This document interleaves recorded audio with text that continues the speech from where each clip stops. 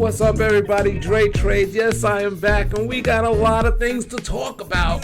This market is, I really can't understand it. I know the Qs and a lot of the market's been tracking with the 10-year for the most part. They sell off the 10-year, and the market's going down. It's just total correlation. But today, the Fed came out and said the same thing that he always says. The Fed actually during all of this has been very consistent. He's a consistent man. And he says here, Fed sees strong economy, higher inflation, but no rate hikes. Yeah, this is what he's been saying forever, right? No rate hikes. So the market decides to take a leg up because they actually started buying the 10-year, meaning the yields start falling, and then the market starts rising, and here we are. So let's see what this market did today. The Dow, wow, up 189 points, S&P up 11, Nasdaq up 53, Russell up 16. Everything is all hunky-dory. The VIX finally broke 20. I know it broke 20 just the other day, but it was a split second. If you went to the bathroom when it broke 20, and next thing you know, the market starts crashing, the C word, and then the VIX starts spiking. But a couple days later, we broke 20 again, and we went down pretty impressive. Well, it's only down a little bit. We had 19.23, and typically, the way the market is trading, this is where you want to buy your puts, right here. But I'm hoping and I'm thinking that we could go lower on the VIX, means the market goes higher. Maybe this is the time. But I got to throw a but in there because the whole thing, back to the Fed, when he speaks, markets go down. Markets go down. And sometimes they go up today, he speaks, and then goes down tomorrow. So tomorrow, it's very interesting. We have to see what happens tomorrow. All of this could reverse. Okay, so generally when the Fed speaks, it's just a bearish week. What is it, Wednesday? Let's see how the rest of this week plays out. But first, we're going to look at this market. All right, so you can see the Dow, right? I already talked about it, but you can actually see the graphs right here. And this big candle spike right at 2 o'clock, that's when all that Fed stuff came out and the market just kind of rallies. Right here, NASDAQ all day, boom, rallies. It finishes up 0.53 for the day. And the S&P right here, same thing. So everything is consistent, but when you look at the heat map, let's look at the heat map.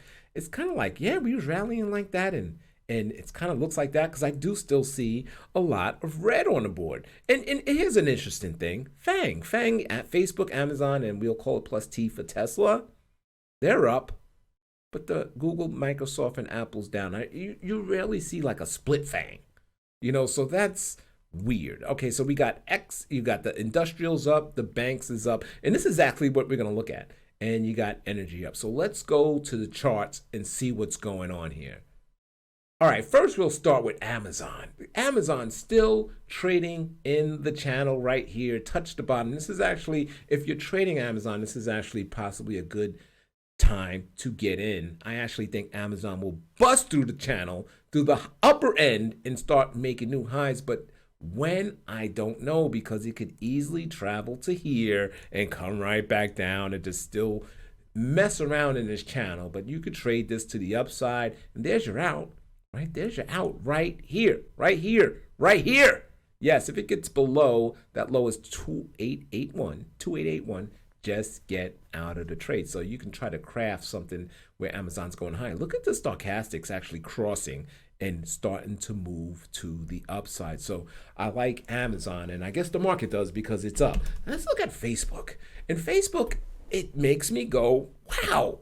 I actually thought Facebook was going to break right here. You can see, Facebook was trading terribly when the rest of the market was trading good. It was actually trending down, but it's having a nice week. It's up 284. It's not that far from the high.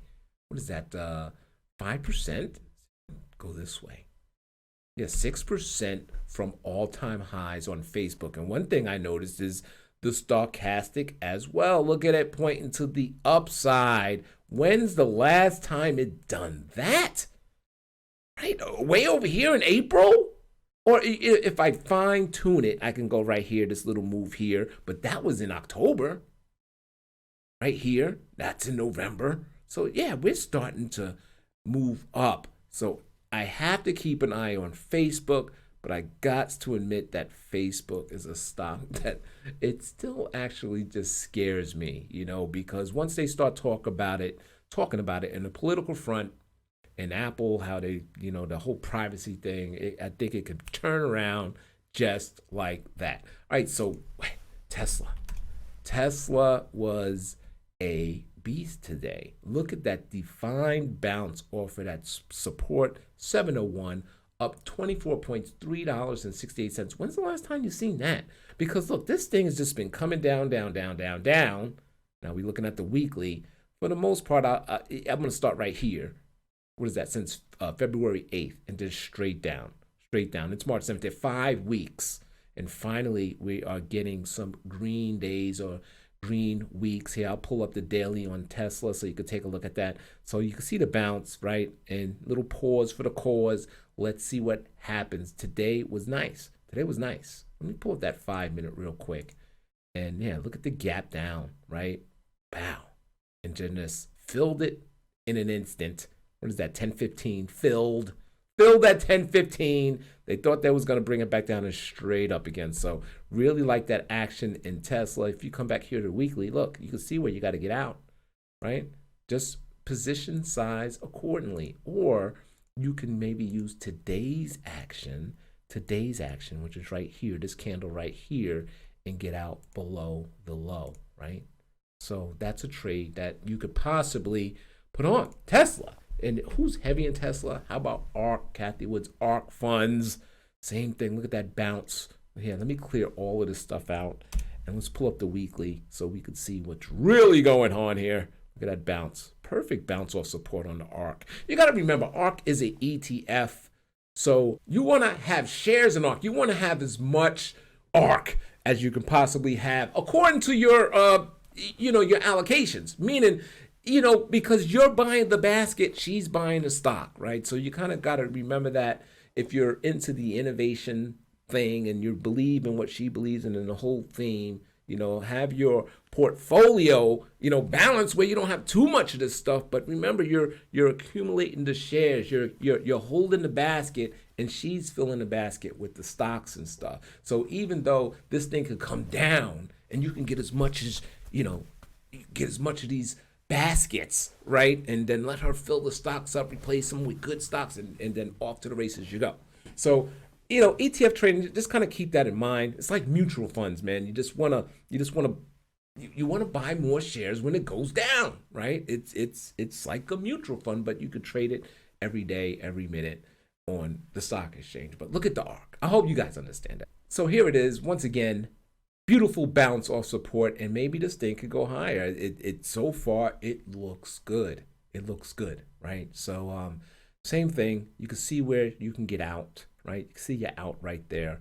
Also the whole theme. Kathy Woods is into the 5 years. All right, her whole theme. She's not putting it in a portfolio unless it's 5 years or more that it's supposed to grow and do better. That's why when these things go down and you look at her holdings, she's buying more of this stuff. She's not bailing. She's not giving up. She keeps buying.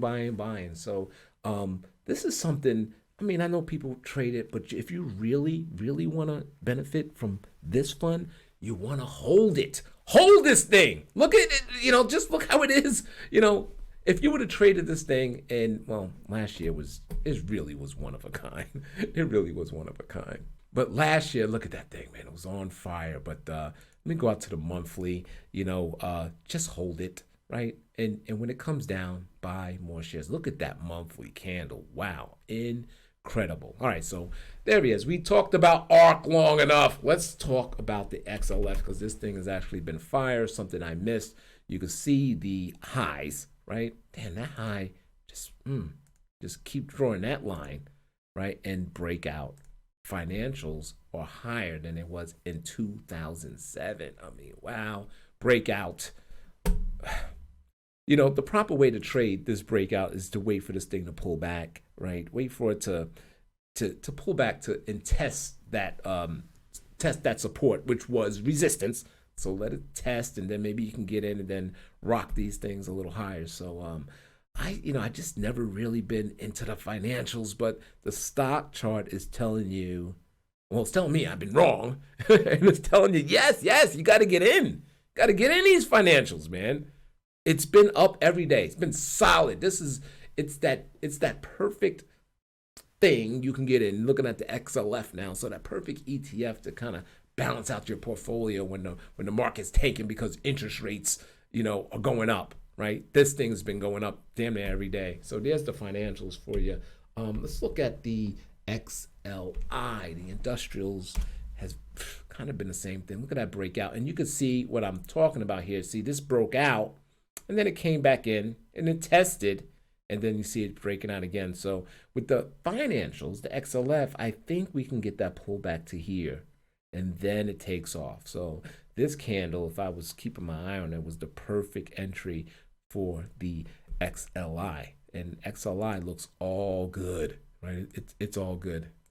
Look at that. Just breakout on its way to new highs. Everyone that bought the XLI since it's been in existence is making money. As long as you're still holding it, you are in the positive. And let's look at one last thing.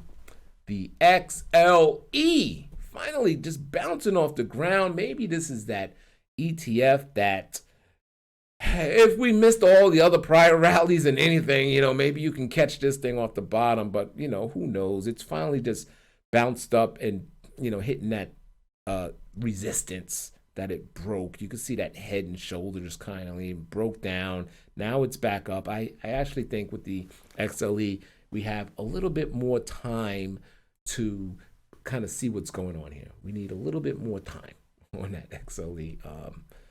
Just to see what happens. I mean, this thing could actually hit here, hit that resistance that you just saw and just turn around and start going down. Again, continue the downtrend to the downside. But, if you remember when oil went negative, I guess it doesn't get no lower than that. And it should have really been smacking us all. That's the low of the low of the low. Maybe I should get long the XLE and all the components of it. Anyway, so there's the video. Let me know what you think. I like the market. That whole correlation with the 10-year in the market is still kind of makes me scratch my head a little bit to see. I just don't know. But all we can do is just you got your little plan, your trading plan, just stick to it. And if you're in it for the long haul, when this stuff is down, man, just buy, scoop it up. Especially you ARK people, man, scoop that ETF up. And she's unbelievable woman. And so therefore, when this thing starts, if she's right, and every time I listen to her, I be like, God damn, she's gonna be right. You're all gonna benefit. I was gonna say we all. I don't own any ARK, but if you own it, you're all gonna benefit because it's gonna show in the ETF, right, in that performance when she is right. But just remember, her whole theme is like 5 years or more. She's not in it for like next month, next year, and all that. 5 years. All right, so thanks for watching. This is Dre Trades. Catch me on Instagram. Catch me on Twitter. Dre Trades. I'm right here at YouTube. Dre Trades too. Hope you liked the video. This is Dre Trades, and I'm out.